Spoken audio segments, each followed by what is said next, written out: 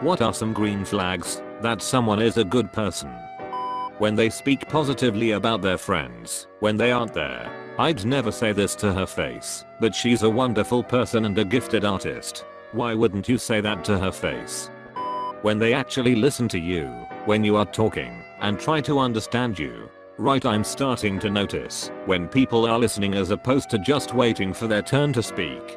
It's hard when you realize no one listens to you, especially friends you've listened to and at least tried to make conversation with. I catch myself doing this sometimes, but it's not because I'm not interested in what they have to say. I just thought of something to add to the conversation or to their point and am giddy to share it with them.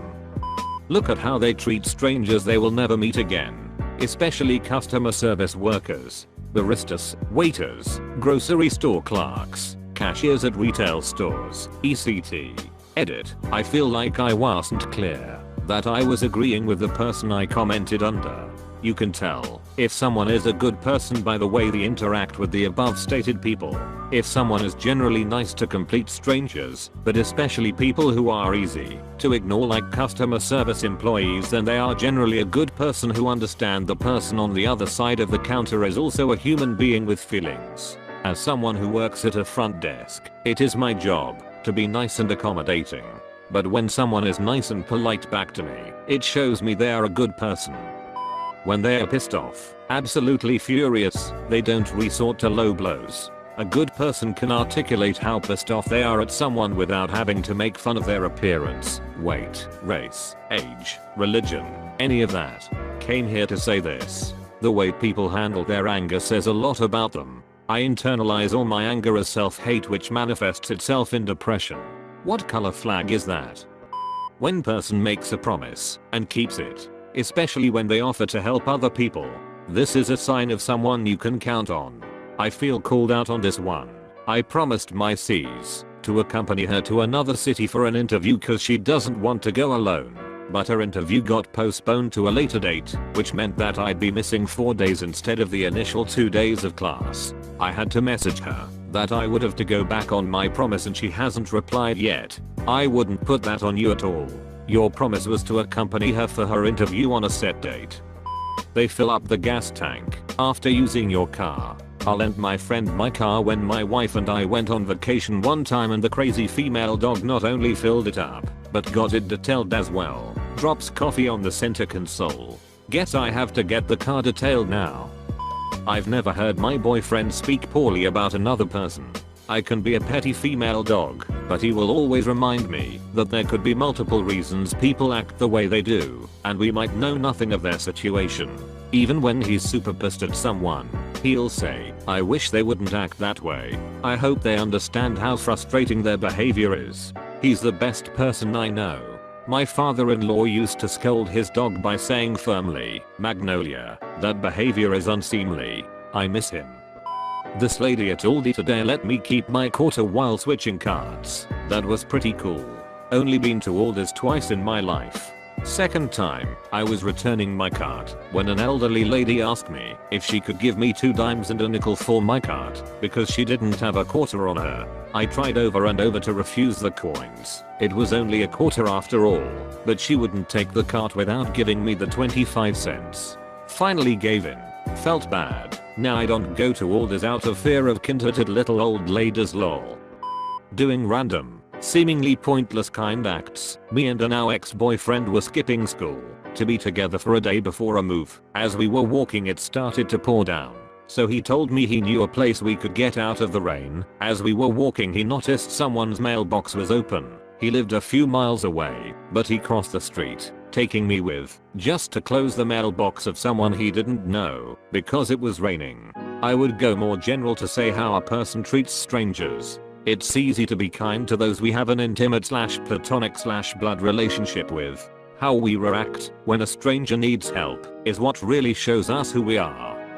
If they are able to describe you or other people with specificity, if they are observant and particular with their compliments, this, in my opinion, is the sign of someone who actually pays attention to other people and sees them as more than side characters in their own story. This is a good one.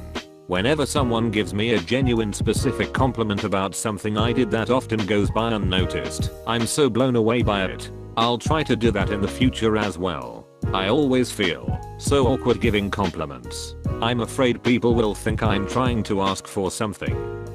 Good manners equals good person. Some people talk nice and act nice and even do good things, and then one day you realize they were playing you like a fiddle and were friends with you just so they could bed your wife. Example, my mother. Oh, your mom is so nice. Is she though? Pay attention. I love her now and understand a lot of the dirt between us in retrospect. However, when I was a kid/teen I hated my mother. The worst part was every one of my friends who met her thought she was so nice. Only one person, my best friend, saw the truth. He was the only one around enough of the time to sometimes see the facade slip. Even in a disagreement, they still care about your feelings. The way somebody treats someone, that can do nothing for them. When they don't ditch you for the popular group. Damn, that one hit close to home. The fact that you don't have to think about the green flags to determine whether or not they're a good person. Some of us have anxiety, man. I know my friends are chill, but like, what if not? When they respect your kid's space. My daughter, 11, has anxiety issues and hates crowds, but wants to try new things. A few weeks ago, as part of her birthday trip, she wanted to go on a dolphin watching boat tour. I found the least full one, booked tickets. We got there, she found seats in the back corner, good view especially backwards, with me to block if needed. Most of the dolphins were coming up in our wake, so people started crowding the back. I'm talking leaning over us trying to get the best shot. Now the green flag. This boy, about 14 or so, noticed my daughter starting to freak out and me trying to calm her. She's in full on knees in her sweatshirt, feet up on the bench, stay away mode. He asked her if she was okay. She said she doesn't like her bubble invaded. This hero of a kid tapped his dad on the shoulder.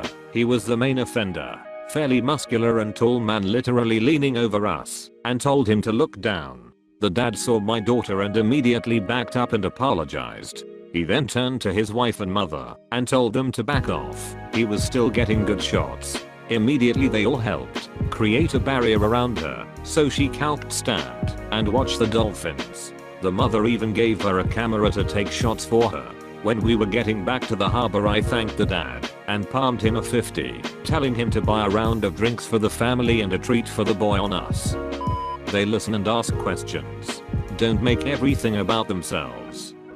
If you tell them that something bothers you, they stop immediately. To me, it's someone who acts selflessly, and you can see it in everything they do. They drive safely and think of others. They anticipate upcoming traffic conditions and drive to stat out of the way. They are careful about how they park their car, inside the lines, not blocking anyone else. They complete their job/work not only for themselves, but look for ways to achieve things to help others. They are constantly looking ahead and planning ahead and anticipating ways they can improve things, again, not only for themselves, but for others. Kindness to and love of animals. Kindness to and love of children. Kindness to the poor, disadvantaged, or anyone worse off than them. Putting others before themselves.